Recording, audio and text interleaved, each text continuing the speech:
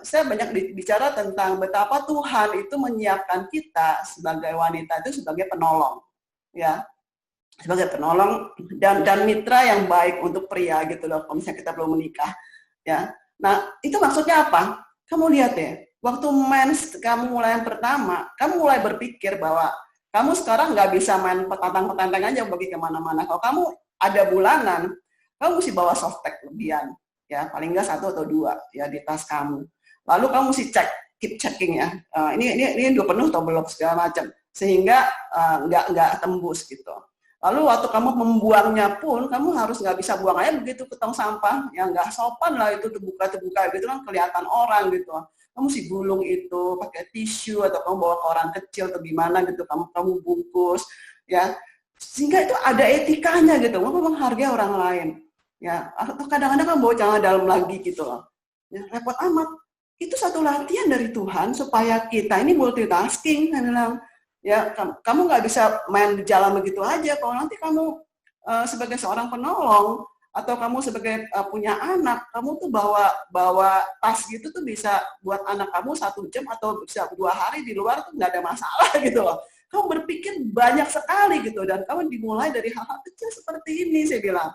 Nah, hal-hal itu membuat mereka kayak, oke, repot, that's okay, aku berani repot, gitu, karena aku sebagai seorang wanita.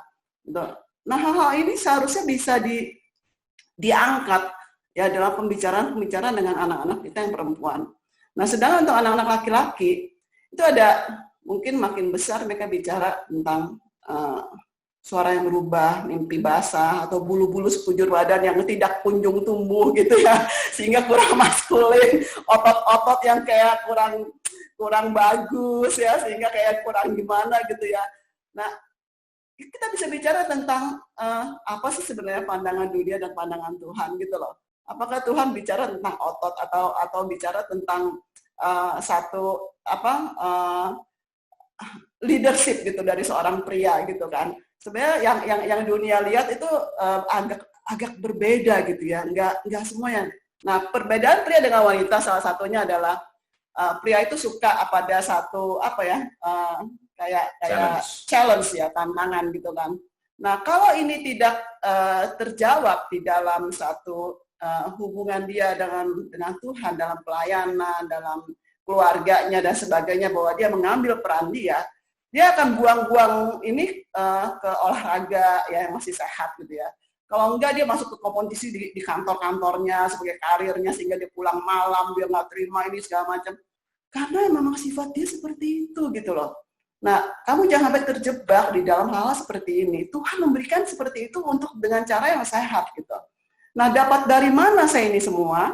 Ya, ini dari komunitas. Juga dari buku-buku. Dari seminar-seminar seperti ini gitu loh yang saya ikutin. Nah, ini bisa disampaikan khusus tentang mimpi basah ya. Ini bisa menimbulkan guilty feeling yang besar ya kepada anak-anak kita bahwa dia sudah berpikir jorok, mimpi kotor dan sebagainya gitu ya. Nah, sedangkan sebenarnya Tuhan memberikan ini sebagai satu siklus yang sehat ya. Selama itu dia belum menikah ya, itu bisa dikeluarkan secara reguler. Ya, kadang-kadang mimpinya memang mimpi-mimpi yang seperti itu. Ya, tapi dia tidak perlu merasa guilty asal masukan-masukannya bukan berasal dari media-media yang tidak benar.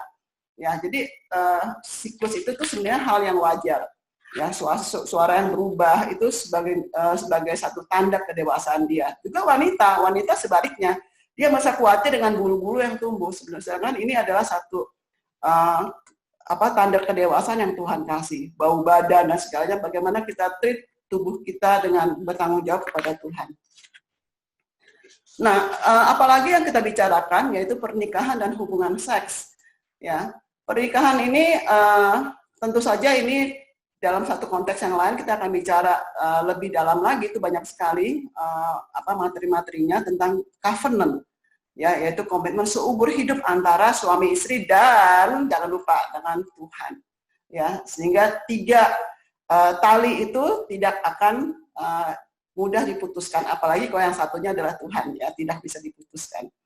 Kemudian satu covenant marriage itu adalah tempat yang paling aman untuk menyiapkan generasi ilahi. Betapa amannya anak-anak kita kalau papa mamanya hidup di dalam covenant marriage, ya, karena mereka tidak akan pernah bercerai.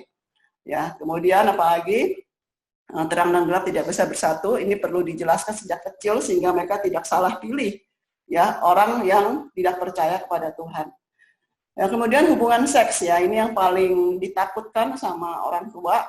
Gimana kalau mereka bertanya tentang hubungan seks, ya jangan terangin tentang mendesah-desahnya atau gimana menggelincang dan sebagainya. Aduh, itu kamu nggak usah mikirin, itu nggak bakal ditanyain deh sama anak-anak itu. Itu yang aksesoris gitu, bukan satu pertanyaan anak-anak, tapi mereka pasti bakal berpikirnya tentang gimana itu anak keluar dari mana dan sebagainya. Itu paling nanya-nanya kayak gitu. Nah, anak kami itu pernah nanya, itu anak keluar dari mana, ya. Oh, lalu saya jelaskan tentang prinsip tabur tuai, ya, pakai toge apa gitu. Nah, pertanyaan berikutnya itu benihnya beli di mana? Beli di apotek, dia bilang gitu. Aduh, beli di apotek lagi. Terus enggak, Tuhan menciptakan benih itu diproduksi sendiri sama papi, saya bilang gitu. Udah ya, begitu pertanyaannya itu aja saya jawab gitu kan. Ya, jadi enak tuh kalau depannya Tuhan menciptakan. Pertanyaan berikutnya lagi, ya. Terus taburnya gimana, Mam? Katanya. Menurut kamu di mana? Saya udah pusing tuh, kami bilang, aduh Tuhan di mana ya? Ya, taburnya di mana? Menurut kamu di mana? Di pusar Mami, ya, katanya. Waduh, di pusar lagi. Saya nggak pernah ketawa tuh kalau misalnya kayak gitu. Saya serius aja mukanya kan. Ya, oh bukan di pusar, saya bilang gitu. Ya, habis di mana? Jadi Tuhan menciptakan, jadi ingat ya, gampang kan?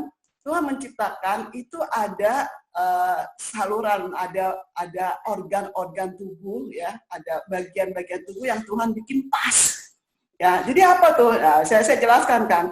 Kamu tahu nggak kalau kita nyiram itu kan ada kayak selang kan anak saya perempuan yang pertama nanya. Ya, anak pertama gitu kan. Nah, itu kan kayak selang, kayak pipa gitu kan. Kita kan bisa arahkan ke sono, ke sini gitu kan. Oh iya. Nah, Tuhan bikin, ya, penis itu tuh alat kelamin pria seperti itu, seperti satu pipa gitu kan, panjang tertentu, dan itu tuh Tuhan bikin tuh bisa lewatin benihnya dari situ gitu loh. Nah, oh gitu. Nah, sedangkan yang wanita yang kita punya nih, ya, itu tuh seperti terowongan, Jen, namanya kan terowongan Jen. Ya, jadi terowongan itu bisa dimasukin oleh pipa itu, hebatnya Tuhan ya gitu. Tapi kalau misalnya kamu udah galau-galau, ya bawa lagi kayak ke Tuhan gitu loh, sehingga pikiran kita tuh benar tuh gitu loh. Ya emang benar kan Tuhan yang ciptakan gitu kan. Nah, kayak terowongan. Nah, jadi karena kita itu ada telur, tempatnya itu di dalam nih, di dalam kita itu tunjukin di dalam sini. Ya, maka kan pipanya mesti dimasukin deket ke situ dong supaya bisa menaburkan benih, saya bilang gitu. Ya, oh ya benar juga ya. Jadi pikiran dia kan ke sana. Ya kan? Pikiran dia tuh bukannya hubungan seks yang gimananya gitu loh. Tapi yang dia tanya adalah bagaimana menabur benihnya itu loh. Nah, mekanisme itu yang saya jelaskan. Jadi itu harus didekatkan, dimasukin ke dalam terowongan itu yang kita sebut sebagai vagina. Kemudian kita udah dekat, kemudian disemprotkan. Nah, Tuhan memimpin akan benih-benih itu hingga sampai ke sel telur itu gitu loh. Nah, Tuhan pilih satu yang menjadi pemenangnya, itu yang terpilih. Yeay, kamu salah satunya, Mami salah satunya, bilang ya. Kita terpilih, Jen gitu. Nah, itu ditanamkan di dalam sel telur itu dan kemudian dia menjadi seorang anak ilahi. Ditaruh di mana, Jen? Taruhnya di rahim yang Tuhan sudah bersihkan setiap bulan. Nah, jadi kalau kita bicara tentang hal itu, kita sendiri kagum gitu loh. Tuhan tuh luar biasa banget gitu. Nah, beberapa anak ada juga bertanya, seberapa sering sih Mami sama Papi tuh kayak tabur-taburan atau apalah istilah mereka tuh ada gitu kan. Oh, maksudnya itu. Nah, kita tidak bisa bilang apa gitu. Kita bisa bilang bahwa setiap pasangan itu berbeda-beda gitu kan. Dan biasanya itu sifatnya pribadi, jadi tidak disampaikan kepada orang-orang yang lain, bilang gitu. Oke. Nah, tentang kehamilan tadi saya sudah bilang ya, yang kehamilan bisa dibaca dan ini bisa variatif sekali penjelasan-penjelasannya ya, sehingga anak-anak yang kita tahu ini dia akan bisa melihat bahwa Tuhan itu benar-benar hebat dan luar biasa agungnya ya. Nah, tentang kelahiran ya, saya bilang seperti ini. Jadi Tuhan menciptakan alat kelamin kita tuh ada, bukan alat kelamin, alat vital ya, karena kalau yang buat alat kelamin tuh untuk berkelamin ya, untuk hubungan seks. Jadi alat vital itu ada 3 di daerah yang ditutupi oleh celana dalam, yaitu kalau wanita tuh ada 3 lubang, sedangkan pria tuh ada 2 lubang yang ditutupi oleh celana dalam yang kita sebut sebagai area privat ya. Nah, wanita itu apa? Nah, ya. Pertama itu alat lubang untuk mengeluarkan cairan, bukan cairan, lubang untuk mengeluarkan kotoran cair yang kita sebut urin atau air kencing. Yang kedua, yang paling belakang adalah lubang untuk mengeluarkan kotoran padat yang kita sebut sebagai tinja atau ya. Nah, yang sedangkan yang di tengah, ya ditaruh di tengah karena spesial dia itu adalah lubang untuk berkelamin, yang kita sebut adalah vagina. Ya, itu untuk alat masuk untuk melakukan penaburan benih, ya untuk anak-anak kita sebutnya itu. Ya, kemudian tempat itu juga untuk keluarnya anak ilahi tersebut. Ya, untuk keluarnya itu, dan tempat itu juga karena berhubungan dengan rahim untuk membersihkan rahim tersebut karena masuk semua dari situ. Nah, sedangkan pria itu hanya 2, yaitu pipis sama benih keluar dari lubang yang sama ya, dan kemudian satu lagi sama seperti kita, yaitu dari dubur untuk mengeluarkan tinja. Nah, kemudian kita akan bicara juga tentang penyimpangan seks. Ya, penyimpangan seks ini tidak diberikan langsung begitu saja, ya, tapi berjalan sesuai dengan apa yang mereka lihat atau mereka pertanyakan. Ya, misalnya mereka melihat, oh ada orang yang sejenis, ya, pria dengan pria atau wanita dengan wanita dan sebagainya. Ya, kita bilang bahwa Tuhan menciptakan tidak seperti itu. Tuhan menciptakan seharusnya wanita dengan pria menikahnya, bukan satu jenis. Ya, jadi ini saya samarikan saja, ya.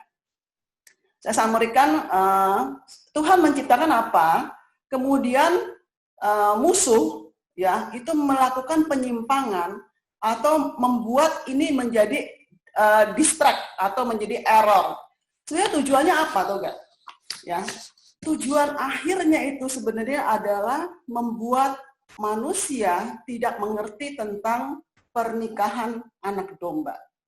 Alkitab menjadi tidak mengerti kalau ada penyimpangan-penyimpangan. Ya, jadi Alkitab itu dimulai dengan satu pernikahan, ya, Adam dan Hawa. Tuhan yang menciptakan itu, dan kemudian itu dibawa terus ya sampai akhirnya ada ditutup dengan satu pernikahan anak domba, yaitu pernikahan Kristus dengan gerejanya, dengan jemaatnya. Dan itu di dalam situ tuh dalam penjelasannya di Alkitab itu selalu ada gereja Tuhan, wanita yang digambarkan sebagai gereja Tuhan itu sebagai sebagai wanita gitu. Nah, ini semua ingin dihancurkan oleh si iblis sehingga anak-anak kita, bahkan kita sendiri tidak mengerti sebenarnya itu apa. Ya, satu pola yang agung ini sebenarnya itu mau dihancurkan oleh si musuh kita. Ya, musuh Tuhan ini. Nah, kita tuh jangan sampai tertipu. Jadi ini satu hal yang besar juga mau dihancurkan grand plan-nya ini gitu loh. Nah, jadi Tuhan sebenarnya menciptakan apa? Tuhan mau dengan lawan jenis, tapi kemudian disimpangkan jenis-jenis. Tuhan mau hanya berdua, ya, pria dengan wanita, suami dengan istri.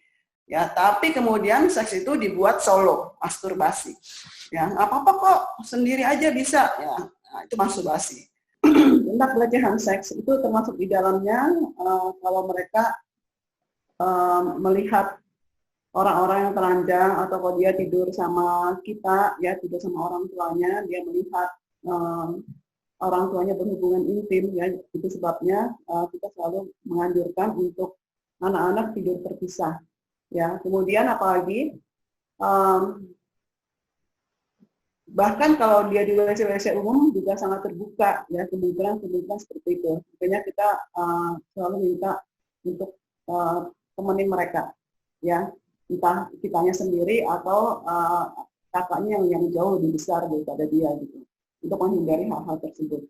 Nah kalau sampai sudah kejadian, ya maka ada beberapa hal yang perlu dilakukan, tinggal dibaca saja ini. Ya, yang penting adalah penerimaan dari dia.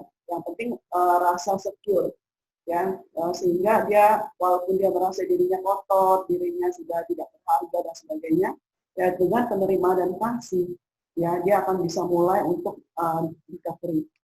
Ya, nah ada hal penting yang perlu diajarkan dan ini prinsip bahwa private area, ya private area ini di mana areanya, yaitu di seputar celana dalam dan di daerah dada depan untuk wanita. Itu artinya apa? Private area tidak mau dilihat dan tidak mau dipegang, juga tidak mau melihat dan tidak mau memegang. Artinya misalnya dia main polisi-polisi maling gitu kan, ya itu kan bisa ketangkep-tangkep dipegang kan, dipeluk gitu kan. Nah itu dia tidak mau. Kalau sudah mulai besar dia tahu, oh pokoknya saya nggak mau, ntar pegang dadanya gitu. Lalu main dokter-dokteran, ya ayo buka area privatnya, mau diperiksa, nggak mau, ya nggak mau dilihat, ya kecuali oleh orang tua atau kerabat, itu pun dengan alasan kesehatan dan kebersihan. Ya, jadi kalau bukan untuk alasan kesehatan atau kebersihan, ya sama dokter juga nggak mau. Ya dokter cuma bilang mau lihat-lihat aja nggak bisa, gitu kan. Kalau untuk alasan kesehatan, ya itu oke. Kalau untuk buat lihat-lihat aja enggak. Ya bahkan untuk dia sendiri, dia itu tidak memegangnya alat kelaminnya sendiri kalau bukan untuk alasan kesehatan dan kebersihan. Jadi kalau buat cebok apa ya jelas lah harus dipegang. Tapi kalau untuk pleasure, untuk apa misalnya untuk masturbasi ya jelas itu tidak. Ya jadi hal seperti itu. Nah, kemudian kapan tidak ada area privat? Ya karena ini semua kan sudah menikah ya. Tidak ada area privat sejak kita menikah. Ya karena firman Tuhan katakan pria wanita ya keduanya telanjang dan tidak merasa malu. Ya jadi tidak lagi ada area privat, tidak ada lagi yang area ditutupi. Jadi artinya boleh pegang, boleh lihat. Ya boleh dipegang, boleh dilihat, boleh memegang dan boleh melihat. Ya jadi aneh sekali kalau suami istri itu punya area privat, itu aneh sekali buat saya. Kok gitu? Nah mau dipegang aneh sekali. Ya karena seharusnya tidak ada area privat. Sebelumnya ada area privat. Ya lalu ajar anak-anak untuk tidak ada siket pada orang tua dan membangun komunikasi yang sehat dengan mereka. Ya